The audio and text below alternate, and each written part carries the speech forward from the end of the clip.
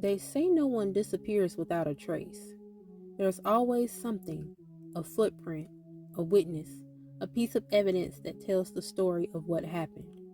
But what do you do when all the clues seem to point in different directions? When the evidence itself becomes the mystery? I'm your host, Nikki B. Ware, and welcome back to #IAM. Today we're diving into a case that has baffled investigators, broken a father's heart, and left more questions than answers. This is the story of Daniel Robinson, a young man who drove into the Arizona desert one rainy morning in June 2021 and never came back home.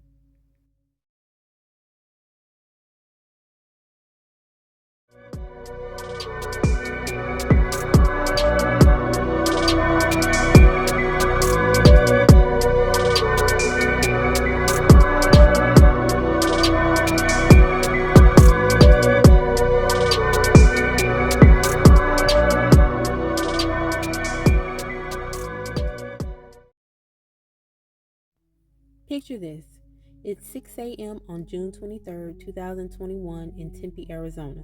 The sun hasn't even had a chance to turn the desert into the furnace it's famous for, but it's already 86 degrees. Storm clouds are gathering, unusual for this time of year, and there's electricity in the air that has nothing to do with the weather. Daniel Robinson is getting ready for work. He's 24 years old, a hydrogeologist, that's someone who studies how water moves through the earth, working for Matrix New World Engineering. If you saw Daniel, the first thing you'd notice wouldn't be that he was born without his lower right arm. No. What would catch your attention immediately is his smile. This brilliant, infectious grin that seemed to light up every room he entered. Daniel had been that way since he was born on January 14, 1997. His parents, David Robinson II and Melissa Edmonds, raised him with the philosophy that his physical difference wasn't a limitation. It was just a part of who he was. And boy, did Daniel take that to heart. This was a kid who played football, lifted weights, collected rocks, and could make beautiful music flow from a trumpet or French horn. He was living proof that the only limits we have are the ones we accept. But on this particular morning in June, Daniel was about to make a decision that would change everything. Daniel was supposed to meet a coworker named Ken Elliott at a work site in the Sonoran Desert. Ken was a pump technician. While Daniel studied how water moved through rock and soil, Ken installed and maintained the equipment that made their discoveries practical. They were supposed to work together that day, just a few miles from their office. But Mother Nature had other plans. As soon as they arrived, the skies opened up. Rain in the Arizona desert is no joke. It can turn dry washes into raging torrents in minutes and make roads impassable. So, they waited and waited. Finally, Daniel had an idea. "Hey," he said to Ken, "maybe we should head over to Phoenix, wait out the storm there." Ken wasn't comfortable with that plan. He'd rather just wait it out right where they were. And that's when Daniel made the choice that would haunt his family forever. Without another word, Daniel got into his Jeep Renegade and drove off. But here's where things get strange, and I mean really strange. Ken watched Daniel leave, and instead of heading east toward the main access road that would take him to Phoenix, Daniel drove west. West into miles and miles of empty desert. West, where there was literally nothing but scrub brush and rattlesnakes for as far as the eye could see. Why would a smart, educated 24-year-old deliberately drive into the middle of nowhere during a rainstorm? That question would keep Daniel's father awake for years to come. You have to understand the relationship Daniel had with his family. When Daniel graduated college with his geology degree and moved to Phoenix, 2,000 miles away from his family, they didn't let distance weaken their bond. They talked every week. Video calls, phone calls, texts. They even knew each other's phone passwords. So, when June 23rd came and went without a word from Daniel, his father David knew something was terribly wrong. He tried calling. No answer. He tried again. Nothing. That sick feeling in your stomach when just know something bad has happened? David Robinson had that feeling, and he wasn't going to ignore it. Here's something remarkable. When David called the Buckeye Police Department to report his son missing, they didn't tell him to wait 24 hours. They didn't brush him off or suggest Daniel was probably just blowing off steam. They took it seriously, immediately entering Daniel into the National Missing Database that same night. But taking it seriously and approaching it objectively, those turned out to be two very different things. From the very beginning, police believed Daniel had left on his own. Maybe he was having personal issues. Maybe he needed space. When they questioned David about Daniel's recent behavior, David was honest. He'd noticed Daniel seemed a little off lately, like something was bothering him, though he didn't know what. That honesty may have been the worst thing David could have said. David Robinson is a father who knew his son was in trouble, and he could feel the investigation losing urgency by the day. So, he did what any parent would do. He took matters into his own hands. He drove over 2,000 miles to Arizona. He hired a private investigator. He organized civilian search teams with drones, search dogs, and volunteers who spent weeks combing through miles of brutal desert terrain. Week after week, they found nothing. And then, nearly a month later, they found Daniel's Jeep. July 19th, 2021. A local rancher was checking on his property when he spotted something in a ravine. Daniel's Jeep Renegade rolled over on his passenger side, the ground littered with broken glass. The scene was bizarre. The sunroof had been kicked out from the inside, as if someone had used it to escape. The windshield showed impact damage on the driver's side, and scattered around the vehicle were Daniel's work boots, his orange safety vest, and his jeans turned inside out with his wallet still in the pocket. Inside the Jeep, his college ID, apartment keys, backpack, cell phone, laptop, and an entire case of bottled water. Let me paint you a picture of how strange this scene was. Here's a vehicle that's clearly been in a serious accident, rolled over in the desert, but there is no blood, not a trace. The driver's only means of communication, his phone, is left behind. And critically, in a place where you can die from dehydration in 3 days, a case of life-saving water sits untouched in the vehicle. Either Daniel was so disoriented from the crash that he wandered into the desert without taking anything that could save his life, or something much more sinister happened. The police commissioned a collision analysis, and the results seemed to support their theory that this was just an accident. The report suggested Daniel had driven down into the ravine at an angle and rolled the vehicle. There was a discrepancy in the data showing the airbags deployed and the car was driven another 11 miles, but experts explained this away as normal sensor damage from the crash.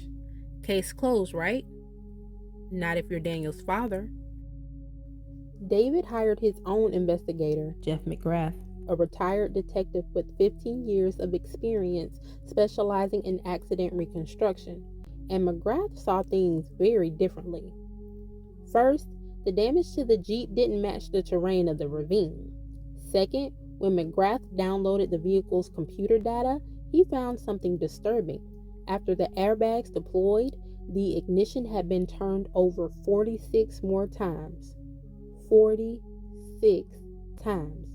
And then there was the red paint transfer on Daniel's Jeep, evidence that another vehicle had been involved in this accident. But here's the detail that should make your skin crawl. Daniel's crash site was only 3 miles from where he was supposed to be working that day. For weeks, search teams had been scouring the desert looking for him. How did they miss a rolled over vehicle just 3 miles from where the search began? Well, according to the rancher who found the Jeep, there's a simple answer. It wasn't there. The rancher swears he was in that exact ravine on July 17th, just 2 days before he found the vehicle, searching for missing cattle. No Jeep, nothing. So where was Daniel's vehicle for almost an entire month, and who put it there? Now, if you think this story can't get any stranger, you're wrong. Someone broke into Daniel's apartment and ransacked it. When police finally did a forensic analysis of his electronics, and it took significant pressure from David and the private investigator to get them to do this, they found that someone had been accessing Daniel's laptop, going through his search history, and in the words of the police, just fooling around on his computer. Just fooling around? What does that even mean when a man has vanished without a trace? The investigation also uncovered something else. Weeks before Daniel disappeared, he'd met a woman through Instacart. He delivered groceries to her house and somehow ended up staying to hang out with her and a friend. They exchanged numbers and started texting regularly. But then Daniel began showing up at her house unannounced, multiple times. She felt uncomfortable and asked him to stop coming by. The day before he vanished, Daniel sent her a final text message. "I'll either see you again or you'll never see me again." Now, you can read those words a dozen different ways. Was this a young man dealing with rejection? Maybe being a little dramatic? Was it a cry for help from someone struggling with mental health issues? Or was it something darker? A threat? A warning? A promise? We'll never know what Daniel meant by those words, but they may have changed how this entire case was handled from that moment forward. In November 2021, human remains were discovered during one of the searches for Daniel. For a brief, terrible moment, David thought his months of searching might finally be over, but the remains weren't Daniel's. And that's where we are today, in 2025. Daniel Robinson has been missing for over 4 years. His father continues to search, continues to push for answers, continues to ask why his son's case hasn't received the same attention, resources, and media coverage as other missing persons cases. I've covered a lot of missing person cases, and I've never had as much detailed information about a disappearance as I do about Daniel Robinson. We know where he was supposed to be. We know who he was with. We have his vehicle, his belongings, digital forensics, collision analysis, witness statements. And yet, Daniel Robinson remains missing, seemingly without a trace. But here's the thing, and I want you to remember this. No one disappears without a trace. Someone knows something. Someone has information that could bring Daniel home, or at least give his family the answers they deserve. If you're listening to this and you know something about what happened to Daniel Robinson on June 23rd, 2021, I'm talking directly to you right now. What are you afraid of? Who are you protecting? Because right now, somewhere, a father is still searching for his son.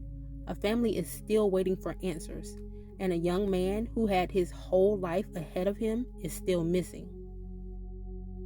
If you have any information about Daniel Robinson's disappearance, please contact the Buckeye Police Department or the private investigator working on this case at 623-349-6411. You can also reach out anonymously at pleasehelpfinddaniel.com. Daniel Robinson was a son, a brother, a friend, and a young professional with a bright future. He deserves to be found. His family deserves answers.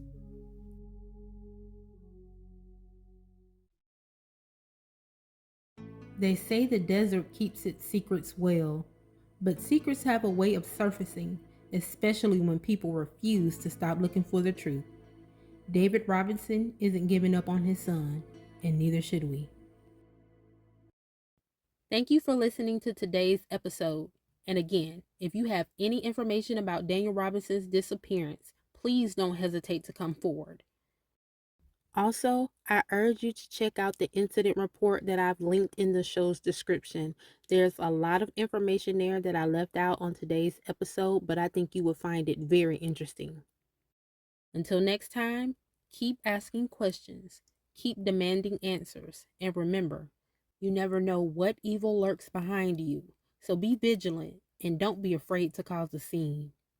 Anything to ensure that you make it home safely. As always, this is #IAM. Be blessed and stay safe.